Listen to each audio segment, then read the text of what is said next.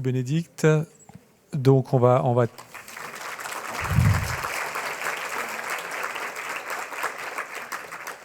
donc on vous a montré un patchwork autour de l'infrastructure aujourd'hui, autour de sa biobanque de données environnementales, professionnelles et résidentielles. Et maintenant, on va redonner la parole aux volontaires. On accueille Martine pour nous parler.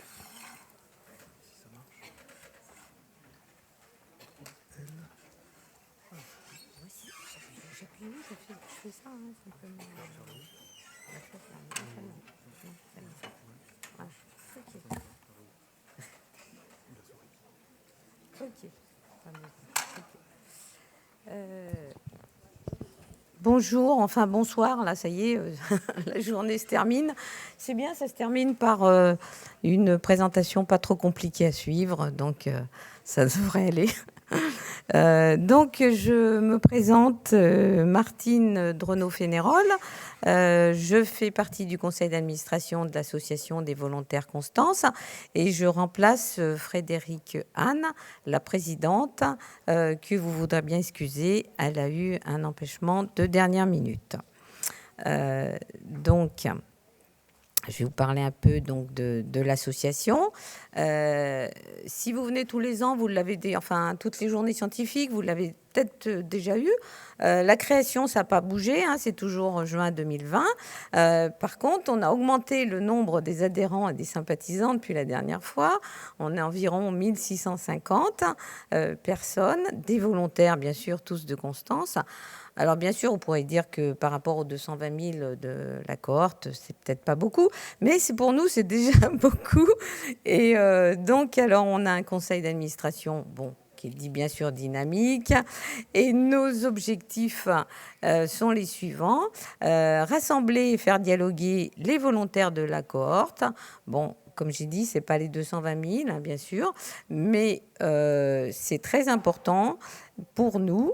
Alors, je vous expliquerai après comment, effectivement, on les fait dialoguer, comment on les informe et comment on valorise les résultats des projets de recherche qui intéressent vraiment toujours les volontaires et nos adhérents. Et puis, dans nos objectifs aussi, on a toujours la protection, on a toujours en tête, avec des actions ponctuelles, pour la protection des données de santé des Français en général. Alors, on les informe, nos adhérents, mais aussi l'ensemble des volontaires, hein, puisqu'ils sont invités à ces webconférences. Tous les volontaires dont la cohorte a une adresse mail. Il y a à peu près une webconférence par an. La dernière, c'était au mois d'avril, avec le professeur Jacques Blacher. Et là, ça réunissait à peu près, enfin, on était près de 800 personnes en webconférence.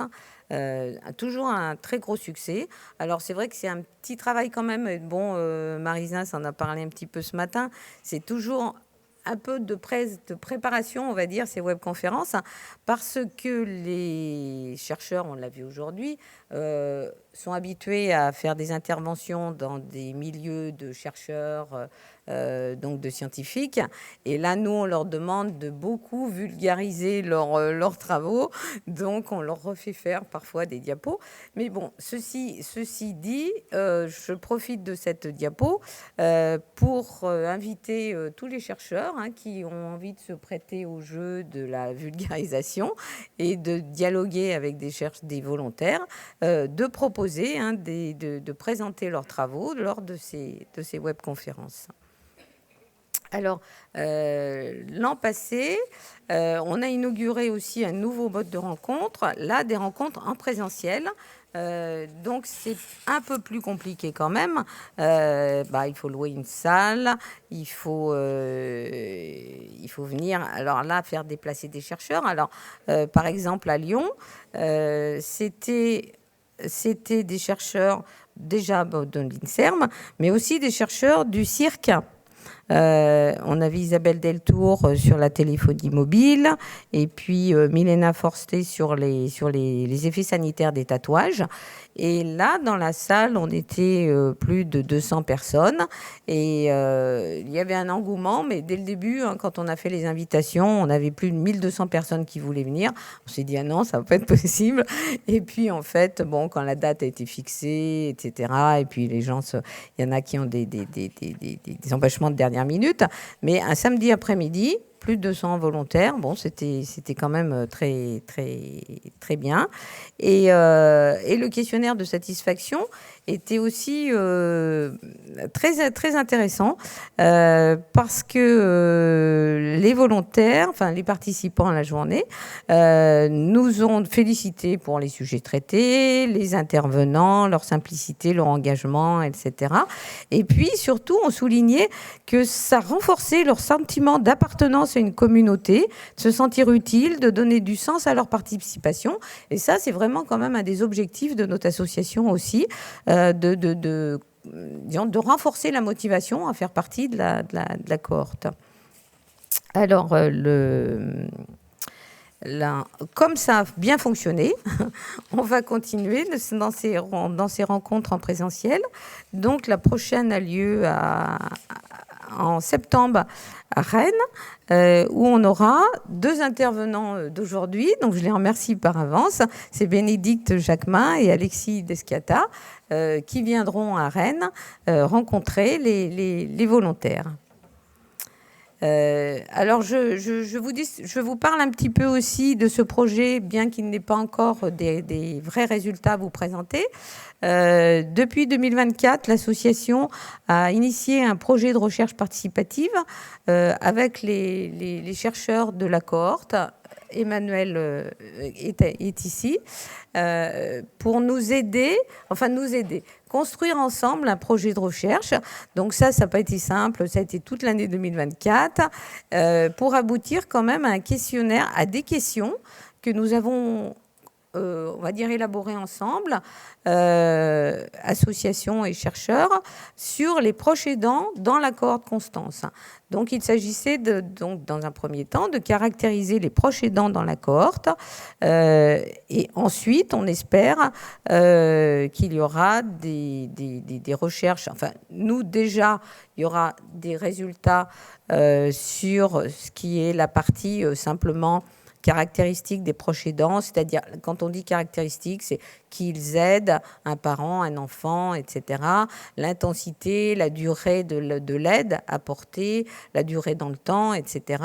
Et donc, on aura déjà un lien assez simple, je vais dire, qui va être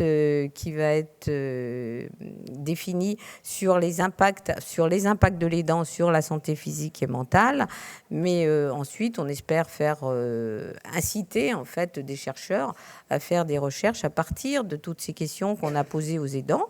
Donc là, je vous présente simplement une diapositive sur le nombre de personnes qui se sont déclarées aidants. Dans les personnes qui ont répondu au questionnaire. Donc, il y avait près de 15% des volontaires qui se sont déclarés proches aidants, ce qui n'est pas très loin, je crois, mais je parle sous le contrôle d'Emmanuel, je crois que ce n'est pas très loin de la littérature, en fait, de ce qu'on retrouve dans la littérature. Avec 65% des femmes, 35% des hommes sont des hommes, un âge moyen de 60 ans, avec quand même des grands écarts, 22 ans ou 85 ans et on est encore aidant. 30% aident tous les jours ou presque, 35% aident depuis plus de 5 ans, 46% sont en emploi. 46% sont en emploi. Donc, là, on en est à l'analyse des données. Vous reviendrez l'année prochaine pour avoir les résultats des données. Et puis surtout, si vous êtes intéressé ou vous connaissez des gens, des chercheurs qui sont intéressés par cette problématique, vous saurez que prochainement, des données seront à disposition dans Constance sur ce sujet. Alors toujours aussi une attention à la protection des données de santé des Français. Ponctuellement, on mène des actions avec d'autres associations, des associations de médecins hospitaliers, enfin, des associations diverses. Aussi, il y a la Ligue des droits de l'homme, etc. Enfin, bon. Donc, on essaie en fait de maintenir en fait la pression pour que nos données de santé ne migrent pas trop chez Microsoft notamment. Enfin, voilà. Et puis, donc, je termine avec des remerciements. Alors, des remerciements aux chercheurs, hein, parce que là, c'est vrai que tous les chercheurs ont remercié les volontaires, mais nous, on remercie les chercheurs de faire des choses très intéressantes et importantes avec nos données. Et puis, alors, on remercie surtout aussi Marie Zins, hein, dont on sait que c'est la dernière année, pour la confiance qu'elle nous a témoigné, et puis aussi pour nous avoir ouvert les portes de la recherche avec une grande pédagogie, hein, parce qu'on n'est quand même pas tout à fait... on fait partie d'un monde un peu à part, on le voit bien aujourd'hui quand on écoute, hein, c'est passionnant, mais bon, on ne comprend pas tout. mais donc, merci beaucoup, Marie, puis merci à toute l'équipe de la cohorte Constance. Voilà.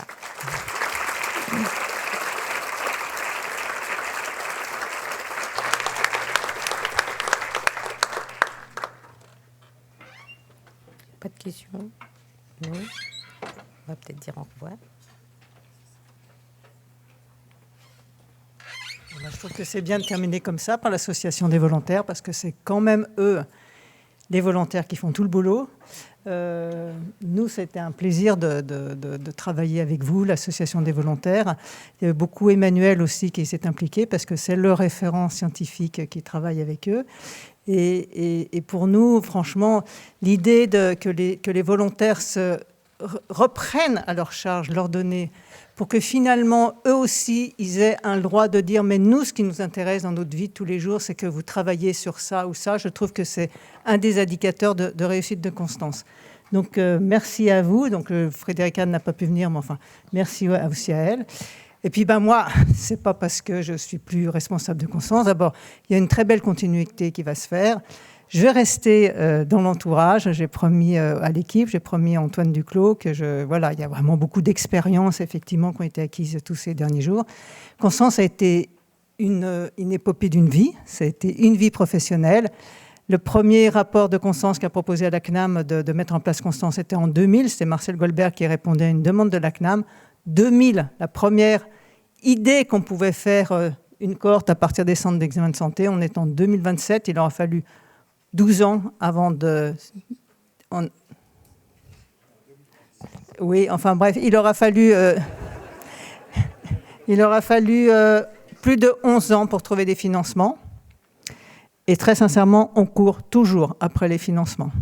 Donc, c'est fait une des choses laquelle je vais continuer à aider Antoine, c'est de boucler ces histoires de financement pour qu'enfin, un jour, mais avec votre aide, je ne sais pas ici s'il y a des gens des institutions, mais en tous les cas, on compte sur les volontaires, on compte sur les chercheurs pour que vraiment essayer de faire pression pour que Constance puisse enfin avoir un financement pérenne. 300 projets qui ont été déposés dans Constance, 300 projets pour lesquels on a demandé en moyenne 5 000 à 10 000 euros de participation, c'est-à-dire que sans Constance, les projets, franchement, n'auraient pas pu se faire pour la recherche et pour la connaissance de santé publique. Donc, merci à vous. Je pense que je serai là encore dans 2 ans, peut-être pas après, mais je pense qu'on se reverra. Merci à vous.